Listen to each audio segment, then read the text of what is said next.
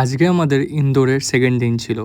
তো সকাল সকাল আমরা স্নান করে সবাই মিলে ফার্স্টে চলে গেছিলাম হচ্ছে মঙ্গলনাথ মন্দির দর্শন করতে। মঙ্গলনাথ মন্দির দর্শন করে আসার পর আমাদের একটু বেলাই হয়ে গেছিলো। তারপর এখানে চলে আসলাম খাওয়ার জন্য। যেহেতু ছিল হচ্ছে পিওর ভেজ, শ্রাবণ মাস চলছিল, তো আমরা জৈন থালি খুঁজছিলাম যেখানে রসুন পেঁয়াজের কোনো ইউজ হয় না।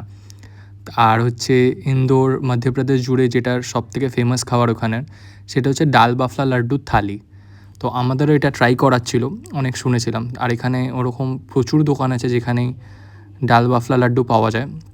তো থালির মধ্যে ছিল বাফলা, যেটা গেহুর আটা সেদ্ধ করে তারপর বেক করে বানানো হয়, ওপর থেকে ঘি ছড়িয়ে দেওয়া হয়।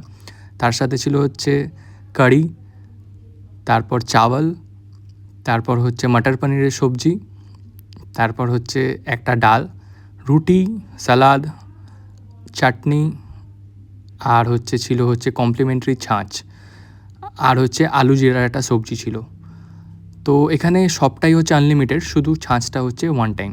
তো খেতে বেশ ভালোই ছিল, একটু আলাদা টাইপের টেস্ট, ফার্স্ট টাইম যেহেতু খেলাম। তো খাওয়া দাওয়া হয়ে যাওয়ার পর আমরা চলে এসেছিলাম একদম অপোজিট সাইডেই সন্দীপানি আশ্রমে। আর এখানে সন্দীপানি আশ্রম সেই জায়গা যেখানে ভগবান শ্রীকৃষ্ণ, দাদা বলরাম, তার সাথে ওনার বন্ধু সুদামাকে নিয়ে মহারিষি সন্দীপনির কাছে গেছিল 64টা কলাবিদ্যা শিখতে।